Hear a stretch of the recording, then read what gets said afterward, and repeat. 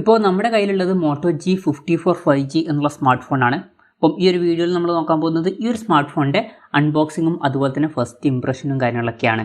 എന്തായാലും ഞാൻ മേടിച്ചിട്ടുള്ളത് 12 GB Ram 256 GB internal വെർഷനാണ്. ഇപ്പം മിഡ് നൈറ്റ് ബ്ലൂ എന്നുള്ള ഒരു കളർ വേരിയൻ്റ് ആണ് ഇപ്പോൾ നമ്മൾ മേടിച്ചിട്ടുള്ളത്. ഇപ്പം ഇവിടെ നോക്കുകയാണെന്നുണ്ടെങ്കിൽ ഇതിൻ്റെ ഫീച്ചേഴ്സും കാര്യങ്ങളൊക്കെ എഴുതിയിട്ടുണ്ട്. 50 മെഗാ പിക്സൽ മെയിൻ ക്യാമറ സെൻസറും OSൻ്റെ സപ്പോർട്ടും കാര്യങ്ങളൊക്കെ വരുന്നുണ്ട്. 6000 mAh ബാറ്ററിയും 30 വാട്ടിൻ്റെ ഫാസ്റ്റ് ചാർജിങ് സപ്പോർട്ടും കാര്യങ്ങളൊക്കെ ഇതിൽ വരുന്നുണ്ട്. അപ്പോൾ നമ്മൾ അൺബോക്സ് ചെയ്യുന്ന സമയത്ത് ഫസ്റ്റ് ഫോണാണ് വരുന്നത്. അപ്പം ഫോണിൽ ഓൾറെഡി ഇങ്ങനെ ഒരു കേസും കാര്യങ്ങളൊക്കെ ഇട്ടിട്ടാണ് വരുന്നത്. അപ്പോൾ ഫോൺ നമുക്കൊന്ന് മാറ്റി വെക്കാം.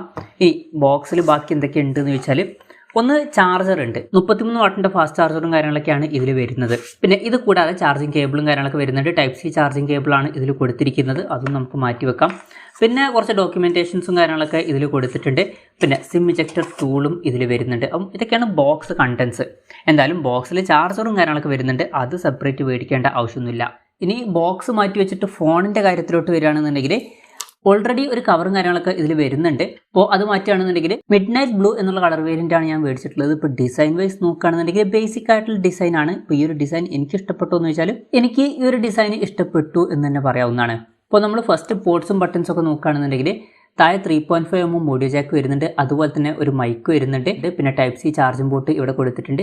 ഒരു സ്പീക്കറും താഴെ വരുന്നുണ്ട്. ഈ ഒരു സൈഡിലോട്ട് വരികയാണെന്നുണ്ടെങ്കിൽ ഫിംഗർ പ്രിന്റ് സെൻസർ വരുന്നുണ്ട്. പിന്നെ വോളിയം ബട്ടൺസ് ഇവിടെ വരുന്നുണ്ട്. മുകളിലോട്ട് വരികയാണെന്നുണ്ടെങ്കിൽ സെക്കൻഡറി നോയ്സ് ക്യാൻസലേഷൻ മൈക്ക് കൊടുത്തിട്ടുണ്ട്. അതിൻ്റെ അടുത്ത് ഡോൾബി അറ്റ്മോസ് എന്ന് എഴുതിയിട്ടുണ്ട്. അപ്പോൾ ഡോൾബി അറ്റ്മോസിൻ്റെ സൗണ്ടും കാര്യങ്ങളൊക്കെ ഇതിൽ സപ്പോർട്ട് ചെയ്യുന്നുണ്ട്. പിന്നെ ഈ ഒരു സൈഡിലായിട്ട് നമുക്ക് സിം ട്രേയും കാര്യങ്ങളൊക്കെ ലഭിക്കുന്നുണ്ട്. ഇപ്പോൾ സിം ട്രേയുടെ കാര്യം പറയുകയാണെന്നുണ്ടെങ്കിൽ ഇതിൽ ഹൈബ്രിഡ് സിം സ്ലോട്ടാണ് കൊടുത്തിരിക്കുന്നത്. അതായത് മെമ്മറി കാർഡ് യൂസ് ചെയ്യണമെന്നുണ്ടെങ്കിൽ യൂസ് ചെയ്യാം, പക്ഷേ മെമ്മറി കാർഡ് യൂസ് ചെയ്യുകയാണെന്നുണ്ടെങ്കിൽ ഒരു സിം മാത്രമേ യൂസ് ചെയ്യാൻ പറ്റുള്ളൂ. പിന്നെ ഈ ഒരു സിം ട്രേയുടെ ഭാഗത്തായിട്ട് ഒരു പ്രൊട്ടക്ഷനും കാര്യങ്ങൾ കൊടുത്തിട്ടുണ്ട്, നല്ലൊരു കാര്യം തന്നെയാണ്. ഇനി ഫ്രണ്ടിലോട്ട് വരികയാണെന്നുണ്ടെങ്കിൽ ഈ ഒരു ഫോണിൽ പഞ്ചോൾ ഡിസൈനും കാര്യങ്ങളൊക്കെയാണ് കൊടുത്തിരിക്കുന്നത്. ബെസൽസിൻ്റെ ഒക്കെ കാര്യം പറയുകയാണെന്നുണ്ടെങ്കിൽ വളരെ ചെറിയ ബെസൽസ് ആണ് എന്നൊന്നും പറയാൻ പറ്റില്ല, എന്നാലും മീഡിയം സൈസിലുള്ള ബെസൽസും കാര്യങ്ങളൊക്കെയാണ് ഇതിൽ വരുന്നത് എന്ന് പറയാവുന്നതാണ്. ഇനിയിപ്പോൾ നമ്മൾ സോഫ്റ്റ്വെയറിൻ്റെ കാര്യത്തിലോട്ട് വരികയാണെന്നുണ്ടെങ്കിൽ ഇനീഷ്യലി നമ്മൾ സെറ്റപ്പ് ചെയ്യുന്ന സമയത്ത് പ്രത്യേകം ശ്രദ്ധിക്കണം.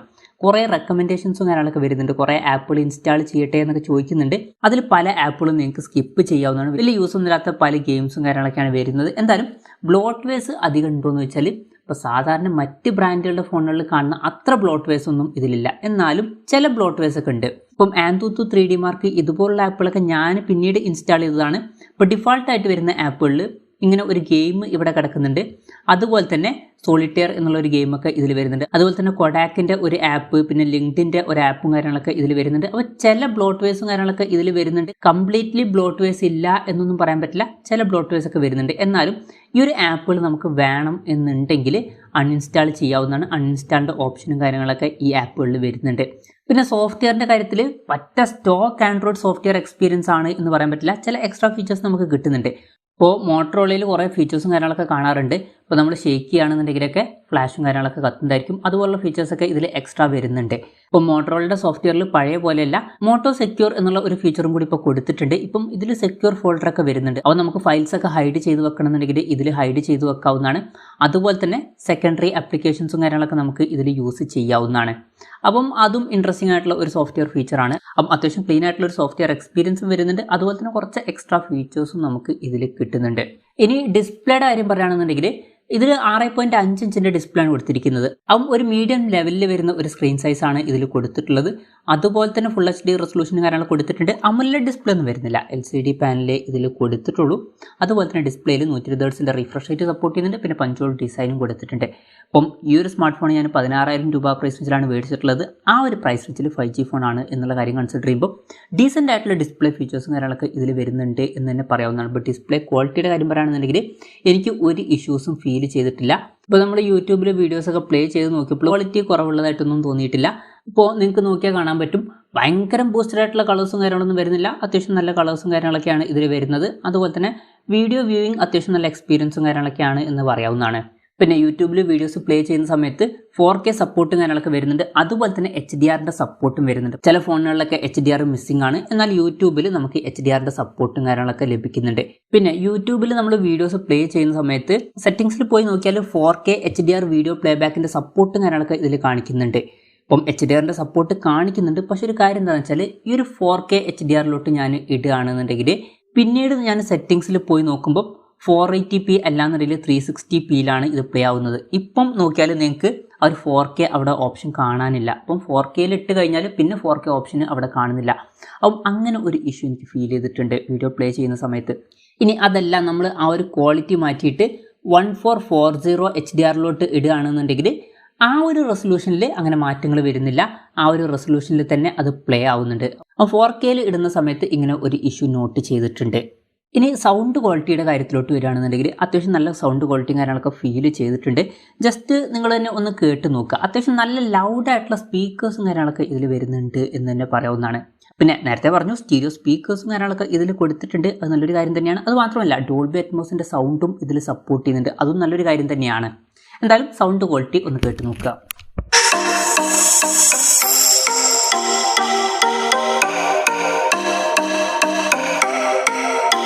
അപ്പോൾ സൗണ്ട് ക്വാളിറ്റിയുടെ കാര്യത്തിൽ ഞാൻ സാറ്റിസ്ഫൈഡ് ആണ്. ഇനി ബാറ്ററിയുടെ കാര്യത്തിലോട്ട് വരികയാണെന്നുണ്ടെങ്കിൽ 6000 mAh ബാറ്ററിയൊക്കെ ഇതിൽ കൊടുത്തിട്ടുണ്ട്. അത് വളരെ നല്ലൊരു ബാറ്ററി കപ്പാസിറ്റിയാണ്. പിന്നെ എത്ര ദിവസം നിൽക്കും എന്നുള്ളത് കറക്റ്റ് അറിയില്ല. 2 ദിവസമൊക്കെ നിൽക്കേണ്ടതാണ് ഒരു ആവറേജ് യൂസിൽ. അല്ല ഹെവി യൂസ് ആണെന്നുണ്ടെങ്കിൽ 1 ദിവസം 1.5 ദിവസമൊക്കെ സുഖമായിട്ട് കിട്ടേണ്ടതാണ്. എന്തായാലും ആ ഒരു കാര്യങ്ങളൊക്കെ നമ്മൾ ഫൈനൽ റിവ്യൂവിലും കാര്യങ്ങളൊക്കെ പറയുന്നതായിരിക്കും. പിന്നെ 30 വാട്ടിൻ്റെ ഫാസ്റ്റ് ചാർജിങ് സപ്പോർട്ടും കാര്യങ്ങളൊക്കെ വരുന്നുണ്ട്. 33 വാട്ടിൻ്റെ ചാർജർ ഫോണിൻ്റെ ബോക്സിൽ കൊടുത്തിട്ടുണ്ട്. പിന്നെ എനിക്ക് ഇൻട്രസ്റ്റിംഗ് ആയിട്ട് തോന്നിയിട്ടുള്ള ഒരു കാര്യം എന്താ വെച്ചാൽ ഇതിൽ 6000 mAh ബാറ്ററി ഉണ്ടായിട്ടും വെയിറ്റ് 192 ഗ്രാമിൽ മെയിൻറ്റെയിൻ ചെയ്തിട്ടുണ്ട്. പൊതുവേ നമ്മൾ 6000 mAh ബാറ്ററി എന്നൊക്കെ പറയുമ്പം വെയിറ്റ് 200ൻ്റെ മുകളിൽ എക്സ്പെക്റ്റ് ചെയ്യും. 200 210ൻ്റെ മുകളിലൊക്കെ എക്സ്പെക്റ്റ് ചെയ്യും. അപ്പോൾ ഞാൻ പോക്കോ X3 എന്നുള്ള സ്മാർട്ട് ഫോൺ യൂസ് ചെയ്യുന്നുണ്ട്. അതിൻ്റെയൊക്കെ വെയിറ്റ് 210ൻ്റെ ഒക്കെ മുകളിൽ വരുന്നുണ്ട്. എന്തായാലും ഇതിൽ 6000 mAh ബാറ്ററി കൊടുത്തിട്ടും വെയിറ്റ് അത്യാവശ്യം നല്ല രീതിയിൽ മെയിൻറ്റെയിൻ ചെയ്യുന്നുണ്ട്. ഭയങ്കരം ഹെവി ആയിട്ടുള്ള ഒരു സ്മാർട്ട് ഫോൺ ആണ് എന്ന് പറയാൻ പറ്റില്ല. എന്നാലും അത്ര ലൈറ്റ് വെയിറ്റ് ആണ് എന്നല്ല. പിന്നെ തിക്നെസ് 8.89 mm ആണ് വരുന്നത്. ഫോണിൻ്റെ ബാക്കിൽ PMMA മെറ്റീരിയലാണ് ഉപയോഗിച്ചിരിക്കുന്നത്. പ്ലാസ്റ്റിക് ബാക്ക് ബോഡി എന്ന് തന്നെ പറയാം. പിന്നെ ഫ്രണ്ടിൽ പാണ്ട ഗ്ലാസിൻ്റെ പ്രൊട്ടക്ഷനും കാര്യങ്ങളൊക്കെ കൊടുത്തിട്ടുണ്ട്. അതുപോലെ തന്നെ IP52 റേറ്റിംഗ് സപ്പോർട്ട് ചെയ്യുന്നുണ്ട്. നല്ലൊരു കാര്യം തന്നെയാണ്. അവ ചെറിയ രീതിയിൽ വെള്ളമായാലൊന്നും വലിയ പ്രശ്നങ്ങളൊന്നും ഉണ്ടാവില്ല. അത് വിചാരിച്ച് നിങ്ങൾ ഈ ഫോൺ കൊണ്ട് വെള്ളത്തിലൊന്നും മുക്കിയിടരുത്. എന്നാലും ചെറിയ രീതിയിൽ വെള്ളമാകുമ്പോൾ വലിയ പ്രശ്നം ഉണ്ടാവില്ല എന്നേ ഉള്ളൂ. പിന്നെ പ്രോസസ്സറിൻ്റെ കാര്യത്തിലോട്ട് വരികയാണെന്നുണ്ടെങ്കിൽ MediaTek Dimensity 7020 എന്ന പ്രോസസ്സറാണ് ഇതിൽ കൊടുത്തിരിക്കുന്നത്. അപ്പം ഈ ഒരു പ്രൈസ് റേഞ്ചിൽ ഇത് അത്യാവശ്യം നല്ലൊരു പ്രോസസ്സറാണ് എന്നൊക്കെ തന്നെ പറയാവുന്നതാണ്. ഇപ്പോൾ നമ്മൾ AnTuTu സ്കോറും കാര്യങ്ങളൊക്കെ നോക്കുകയാണെന്നുണ്ടെങ്കിൽ ഇതിൻ്റെ AnTuTu സ്കോർ വരുന്നത് 4,69,000 ആണ്. അപ്പം ഈ ഒരു പ്രൈസ് റേഞ്ചിലൊക്കെ ഇത് അത്യാവശ്യം തിരക്കുള്ള നല്ല സ്കോർ എന്ന് തന്നെ പറയാവുന്നതാണ്. അപ്പം ഒരു റെഫറൻസിന് പറയുകയാണെന്നുണ്ടെങ്കിൽ സ്നാപ്ഡ്രാഗൺ 695 എന്നുള്ള പ്രോസസ്സറിൽ 4,20,000 30,000 റേഞ്ചിലാണ് AnTuTu സ്കോർ വരുന്നത്. അപ്പം അതിനേക്കാൾ ബെറ്റർ ആയിട്ടുള്ള സ്കോറും കാര്യങ്ങളൊക്കെ ഇതിൽ വരുന്നുണ്ട്. അപ്പം ഈ ഒരു പ്രൈസ് റേഞ്ചിൽ നല്ലൊരു പ്രോസസ്സർ എന്ന് പറയാൻ പറ്റിയിട്ടുള്ള സ്നാപ്ഡ്രാഗൺ 695 എന്നുള്ള പ്രോസസ്സറിനേക്കാളും കുറച്ചും കൂടി ബെറ്റർ ആയിട്ടുള്ള ഒരു പ്രോസസ്സറാണ് ഈ ഒരു പ്രോസസ്സർ എന്നൊക്കെ പറയാവുന്നതാണ്.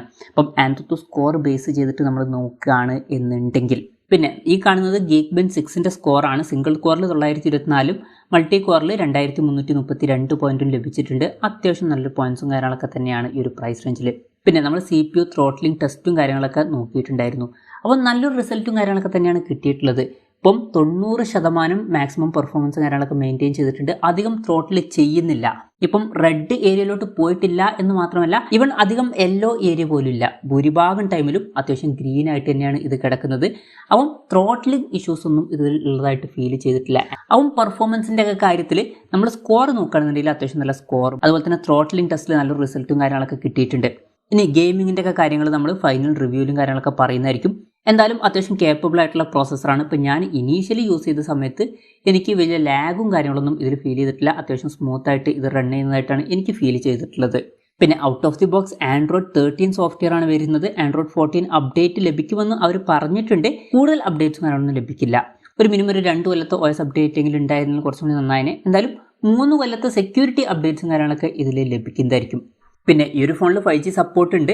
14 5G ബാൻഡ്സ് കൊടുത്തിട്ടുണ്ട്. മേജർ ആയിട്ടുള്ള എല്ലാ 5G ബാൻഡ്സും വരുന്നുണ്ട്.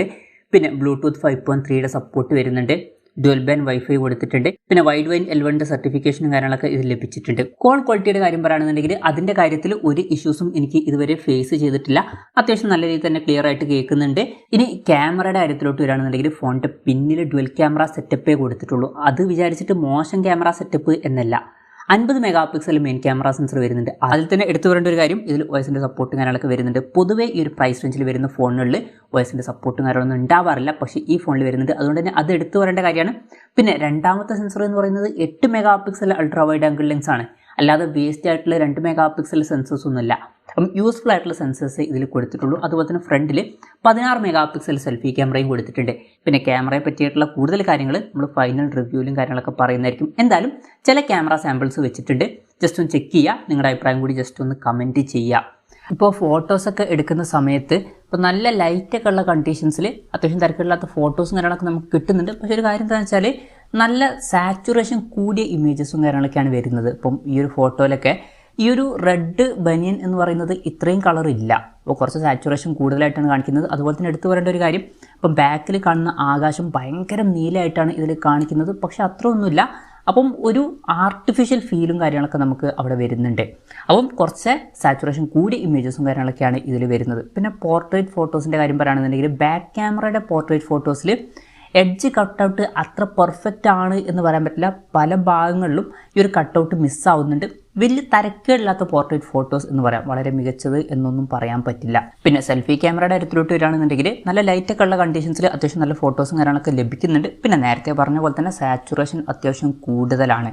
പിന്നെ നമ്മൾ സെൽഫി ക്യാമറയുടെ കാര്യത്തിൽ ലോ ലൈറ്റ് കണ്ടീഷൻസിലോട്ട് വരുമ്പം ഈ ഒരു റെഡ് കളറൊക്കെ ഒന്നും കൂടി എടുത്ത് കാണിക്കുന്നത് പോലെയായിട്ടാണ് എനിക്ക് തോന്നിയിട്ടുള്ളത്. അപ്പം അത് കുറച്ച് ബോറായിട്ടാണ് എനിക്ക് തോന്നിയിട്ടുള്ളത്. സാച്ചുറേഷൻ ഭയങ്കരമായിട്ട് കൂടുന്നതായിട്ട് ഫീൽ ചെയ്തിട്ടുണ്ട്. പിന്നെ സെറ്റിങ്സിൽ ഞാൻ നാച്ചുറൽ കളറിലാണ് ഇട്ടത്, എന്നിട്ടാണ് ഈ ഒരു സാച്ചുറേഷൻ കൂടുതലായിട്ട് കാണിക്കുന്നത്. പിന്നെ പോർട്രേറ്റ് ഫോട്ടോസിൽ സെൽഫി ക്യാമറയുടെ കാര്യത്തിൽ അത്യാവശ്യം നല്ല കട്ടൗട്ടും കാര്യങ്ങളൊക്കെ ലഭിക്കുന്നുണ്ട്. ബാക്ക് ക്യാമറയുടെ അത്ര ഒരു പ്രശ്നം എനിക്ക് ഫീൽ ചെയ്തിട്ടില്ല. അപ്പോൾ സെൽഫി ക്യാമറയുടെ കാര്യത്തിൽ അത്യാവശ്യം നല്ല കട്ടൗട്ട് കിട്ടുന്നതായിട്ടാണ് എനിക്ക് തോന്നിയിട്ടുള്ളത്. പിന്നെ ഈ ഒരു സാച്ചുറേഷൻ കൂടുതലാണ് എന്ന് ഞാൻ പലപ്പോഴും പറയുന്നത് ഒരു പ്രശ്നമായിട്ട് കാണണം എന്നില്ല. പല ആൾക്കാർക്കും ഇതുപോലെ സാച്ചുറേഷൻ കൂടിയ ഇമേജസ് ആണ് ഇഷ്ടം. അത് പേഴ്സണൽ പ്രിഫറൻസ് ആണ്. ചില ആൾക്കാർക്ക് നാച്ചുറൽ കളേഴ്സ് ആയിരിക്കും ഇഷ്ടം, ചില ആൾക്കാർക്ക് കളേഴ്സ് എടുത്ത് കാണിക്കുന്നതായിരിക്കും ഇഷ്ടം. എന്തായാലും നിങ്ങളുടെ ഒരു പേഴ്സണൽ പ്രിഫറൻസ് എങ്ങനെയാണ് എന്നുള്ള കാര്യം ജസ്റ്റ് ഒന്ന് കമൻറ്റ് ചെയ്യുക. പിന്നെ ലോ ലൈറ്റ് കണ്ടീഷൻസിലോട്ടൊക്കെ വരുമ്പം ഇമേജസ് കുറച്ചും കൂടി സോഫ്റ്റ് ആയിട്ടാണ് വരുന്നത്. പിന്നെ ഒരു പ്രൈസ് റേഞ്ചിൽ അത് വലിയൊരു കംപ്ലയിൻ്റ് ആയിട്ട് പറയല്ല, എന്നാലും ഇമേജസ് കമ്പാരിറ്റീവ്ലി കുറച്ചും കൂടി ഒന്ന് സോഫ്റ്റ് ആയിട്ട് വരുന്നുണ്ട്. ഇപ്പോൾ ഈ ഒരു വീഡിയോ നമ്മൾ റെക്കോർഡ് ചെയ്യുന്നത് മോട്ടോ G54 5G എന്ന ഫോണിൻ്റെ ബാക്ക് ക്യാമറ വെച്ചിട്ടാണ്. അപ്പം ഈ ഒരു ഫോണിൽ വോയിസിൻ്റെ സപ്പോർട്ടും കാര്യങ്ങളൊക്കെ ഉണ്ട്. അപ്പം നല്ല സ്റ്റേബിളായിട്ടുള്ള വീഡിയോസ് കിട്ടേണ്ടതാണ്. അപ്പോൾ ഞാൻ ജസ്റ്റ് ഒന്ന് സ്പീഡിലൊന്ന് ഓടി നോക്കുകയാണ്. ഇപ്പം ഞാൻ കുറച്ച് സ്പീഡിൽ നടക്കുന്നുണ്ട്. അപ്പം സ്റ്റെബിലൈസേഷൻ എങ്ങനെ ഉണ്ട് എന്നുള്ള കാര്യം ജസ്റ്റ് ഒന്ന് കമൻറ്റ് ചെയ്യുക. അതുപോലെ തന്നെ ഓഡിയോ എങ്ങനെ ഉണ്ട് എന്നുള്ള കാര്യം കൂടി ജസ്റ്റ് ഒന്ന് കമൻറ്റ് ചെയ്യുക. ഇപ്പോൾ ഈ ഒരു വീഡിയോ നമ്മൾ റെക്കോർഡ് ചെയ്യുന്നത് മോട്ടോ G54 5Gയിൽ സെൽഫി ക്യാമറ വെച്ചിട്ടാണ്. അപ്പം ഈ ഒരു ഭാഗത്തോട്ടൊക്കെ നിൽക്കുന്ന സമയത്ത് ആകാശം കുറച്ച് അധികം ബ്ലൂ ആയിട്ട് എനിക്ക് ഫീൽ ചെയ്യുന്നുണ്ട്. ഇപ്പോൾ ഫോട്ടോസിലും എനിക്ക് ആ ഒരു കാര്യം ഫീൽ ചെയ്തിട്ടുണ്ടായിരുന്നു. അപ്പം വീഡിയോ ക്വാളിറ്റിയുടെ കാര്യം പറയുകയാണെന്നുണ്ടെങ്കിൽ വലിയ ഇഷ്യൂസൊന്നും തോന്നുന്നില്ല. അപ്പം സൺലൈറ്റൊക്കെ ബാക്കിൽ ഉണ്ട്, വലിയ ഇഷ്യൂസായിട്ട് ഞാൻ പറയുന്നില്ല. പിന്നെ ജസ്റ്റ് ഒന്ന് സ്പീഡിലൊന്ന് നടന്ന് നോക്കുകയാണ്. വലിയ കുഴപ്പമില്ലാത്ത സ്റ്റെബിലൈസേഷനൊക്കെ ഉണ്ട് എന്നാണ് എനിക്ക് തോന്നിയിട്ടുള്ളത്. പിന്നെ കളേഴ്സിൻ്റെ കാര്യം പറയുകയാണെന്നുണ്ടെങ്കിൽ കളേഴ്സ് കുറച്ച് ഓവർ സാച്ചുറേറ്റഡ് ആയിട്ടാണ് എനിക്ക് ഫീൽ ചെയ്തിട്ടുള്ളത് ഇപ്പം വീഡിയോ റെക്കോർഡിങ്ങിൻ്റെ ടൈമിൽ. അപ്പം ഇതൊക്കെയാണ് നമ്മുടെ ഒരു ഇനീഷ്യൽ ഇംപ്രഷൻ. അപ്പം ഇത് അത്യാവശ്യം നല്ലൊരു ഫോണായിട്ടാണ് എനിക്ക് തോന്നിയിട്ടുള്ളത്. എന്തായാലും കൂടുതൽ കാര്യങ്ങൾ നമ്മൾ ഫൈനൽ റിവ്യൂവിൽ പറയുന്നതായിരിക്കും. ഈ ഒരു വീഡിയോ നിങ്ങൾക്ക് യൂസ്ഫുൾ ആയി എന്ന് വിചാരിക്കുന്നു. എന്തായാലും ഈ ഒരു വീഡിയോ പറ്റിയിട്ടുള്ള നിങ്ങളുടെ ജെന്യൂൻ ആയിട്ടുള്ള അഭിപ്രായം ജസ്റ്റ് ഒന്ന് കമൻറ്റ് ചെയ്യുക. അതുപോലെ തന്നെ ഇതുപോലുള്ള വീഡിയോസ് ഇനി കാണാൻ താല്പര്യമുണ്ടെന്നുണ്ടെങ്കിൽ ഈ ചാനൽ ഒന്ന് സബ്സ്ക്രൈബ് ചെയ്യാവുന്നതാണ്.